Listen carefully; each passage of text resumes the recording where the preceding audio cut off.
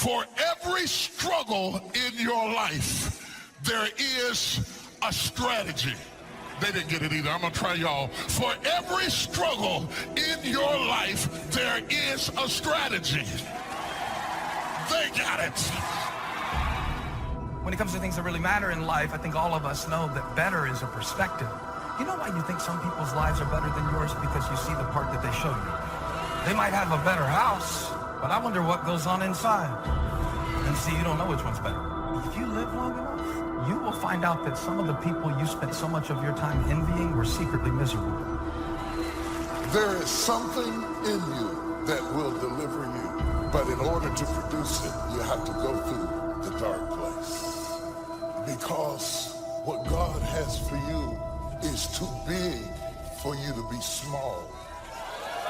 What God has predestined for you is too big for you to be petty. It's too big for you to hold a grudge.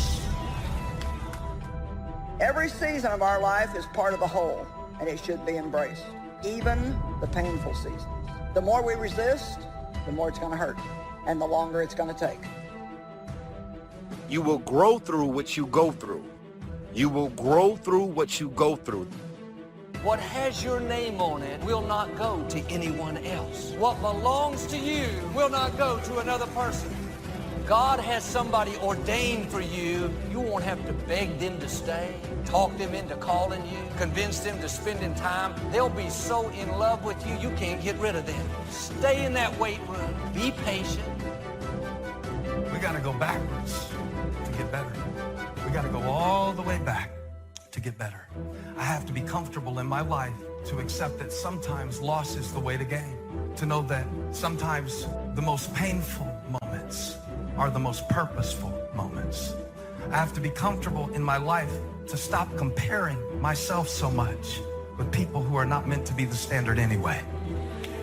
Now, I don't know what you're facing today, but I know this, everybody in this room is facing something. If it ain't nothing but life.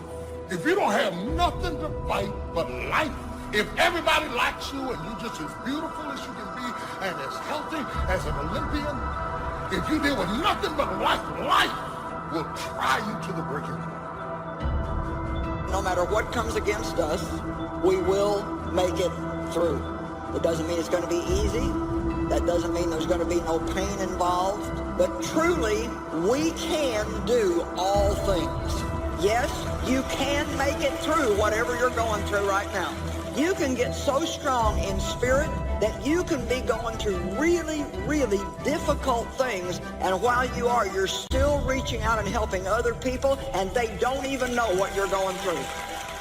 I'm not in this by myself. I'm not in this thing by myself. You are not alone in the battle. You're not alone in the struggle, that God has a strategy. And when it's all over, you're going to see that even though you couldn't see him, he was there all the time.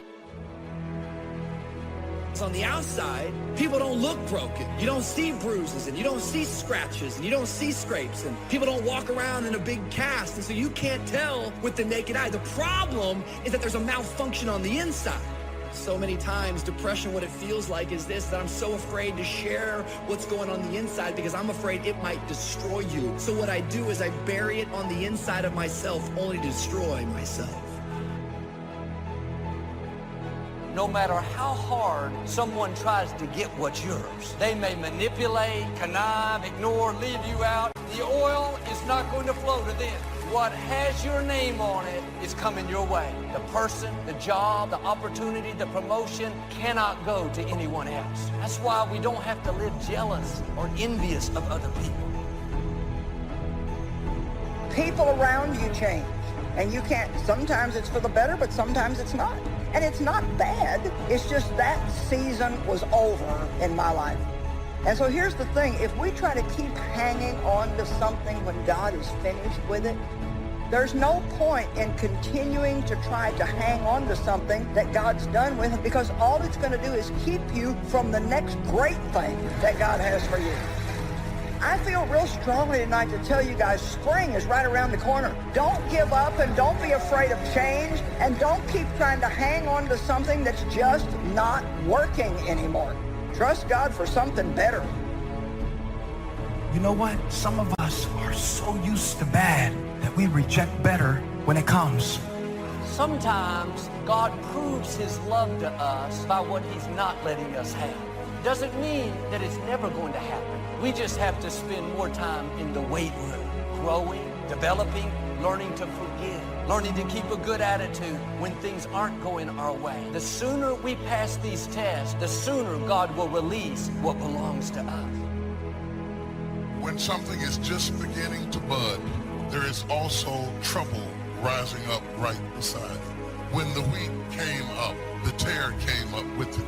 Not because the wheat wasn't real, but because it was. It came up at the same time. Life is crazy. It can be the best time in your life and the worst time all at the same time. You can either stand up and take that small step forward. You don't have to know where you're going. You don't have to have the perfect plan. You don't have to know what tomorrow holds. But you can either get up and take that small step, or you're going to sit at that kitchen counter for the rest of your life. And now, years later, I pushed through those hard times, and I realized, and I truly believe in now, that the smallest of steps eventually completes the grandest of journeys. You can have what other people can't have. You can go where other people can't go. You can ask what other people can't ask for, because you are not a whosoever. Quit acting like a whosoever. Quit asking like a whosoever. Quit asking like you don't have a right to go in boldly and ask. You are a chosen generation. You are a peculiar people. Say, I'm not a whosoever. Our problems do not overshadow our purpose. Our weaknesses do not discount our work, and our deficiencies definitely do not delay our destiny.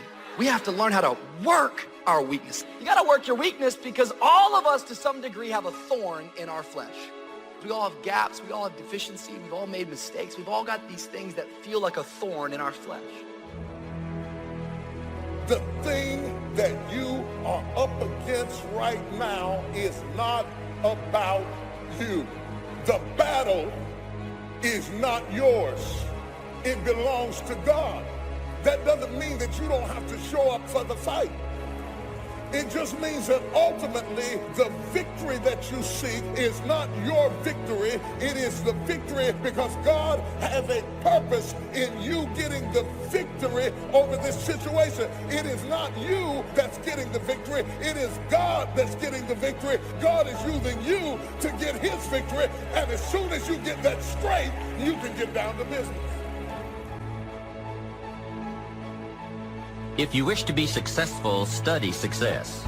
If you wish to be happy, study happiness. Happiness is not an accident. It is first a study and then a practice.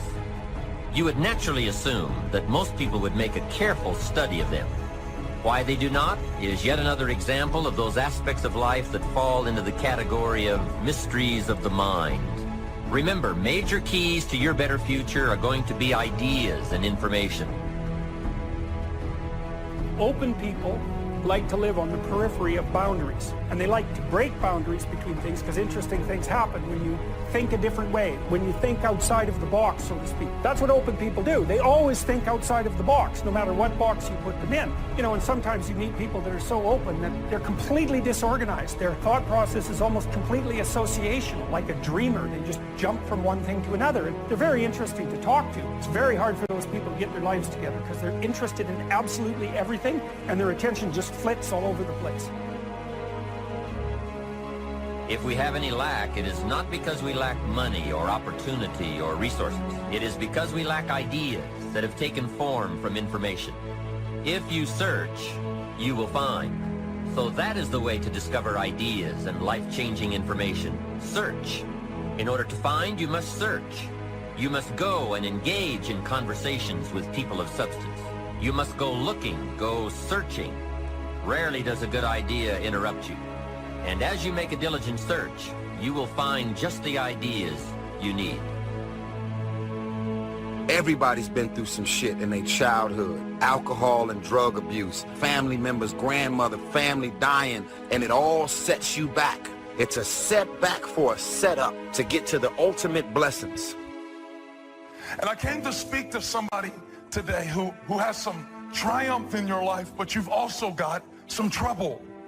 You've got some joy in your life, but you've also got some sadness.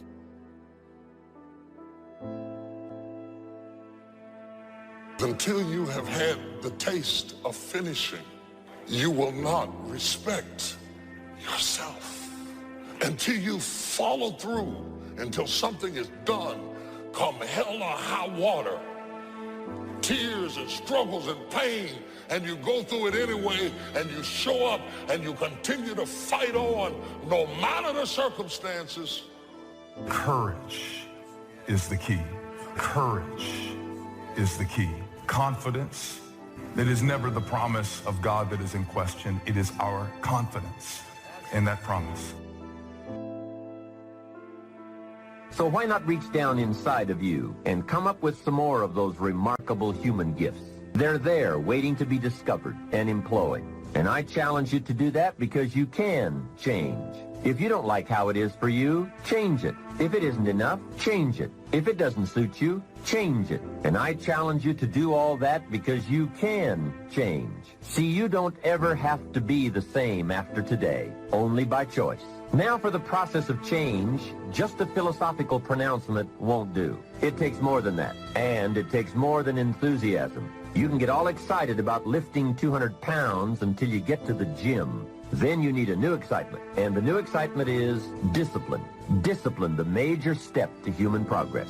If there is one thing to get excited about, this is it. Get excited about your ability to make yourself do the necessary things to get a desired result. That's true excitement.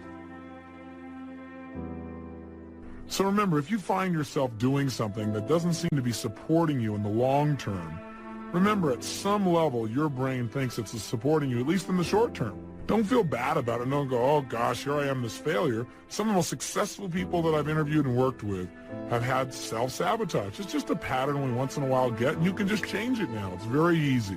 You can free yourself from self-sabotage right now by knowing from this day forward that if you ever start to sabotage yourself, one, try another approach. Maybe it's you're just not paying attention. Maybe you're not focusing. Maybe you just got some poor habits. If they're just bad habits, refocus and decide what you do want to accomplish.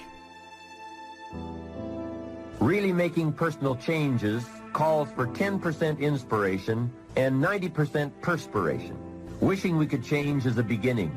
But now wish must be translated into activity, and inspiration and affirmation must lead to discipline. We can affirm that we are going to change, but we must now form new habits and develop new disciplines for the affirmation to come true. We can look at developing ourselves spiritually, physically, and mentally. With respect to our spiritual development, this may be a major or a minor issue for you depending on your values and your goals. Come to your own decisions as to what it will take to nourish your spiritual nature. Next, let's look at physical development. The body and the mind work together and depend on each other, so they both need attention. Treat your body like a temple. So just put it in your notes. Body like temple. Not a bad suggestion. Now, in taking care of the physical, we must learn to be conscious of ourselves, but not self-conscious. We need to be aware of our physical appearance, our physical well-being, but not to the point of being self-conscious. But some people devote too much of their day to physical appearance. Physical appearance is going to have something to do with your future, your well-being, so do spend some time on physical appearance.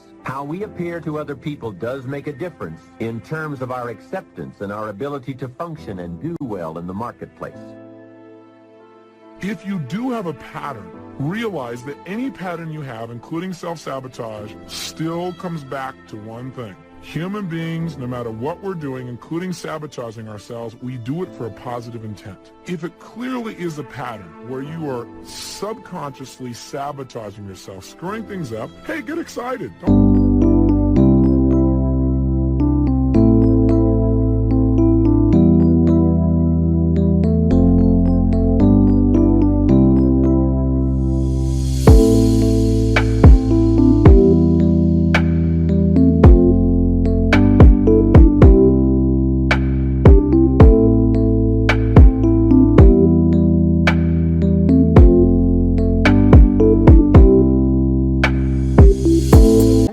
Say, hey, look, my brain is doing what it does best. Personal development, how important? Remember, the major key to your better future is you. That's a sentence with a lot of value. The major key to your better future is you. For a share of my life, I didn't understand the importance of that phrase. I used to wonder why two people could work for the same company and one make twice as much money. Wouldn't that be a puzzle? I know there are many ways to do well, but in this narrow area called compensation, what is the difference? I thought time makes some of the difference. Some people do better because they have more time. Now, that's got to be dumb, right? You can't get someone else's time. There isn't any more time. Where would you find any? Hey, when the clock strikes 12 midnight, that's about it. It's over. There isn't any more time. If you insist on finding more than 24 hours a day, they will come and take you away. Identify a behavior that's keeping you from getting your goals, something that's stopping you or holding you back. Once you've identified it, ask yourself, what is the positive intent here? What is my brain trying to give me? Get some leverage on yourself so that you can make the change. Teach your brain that, hey, if I don't change this thing, you got to have a little conversation in your head.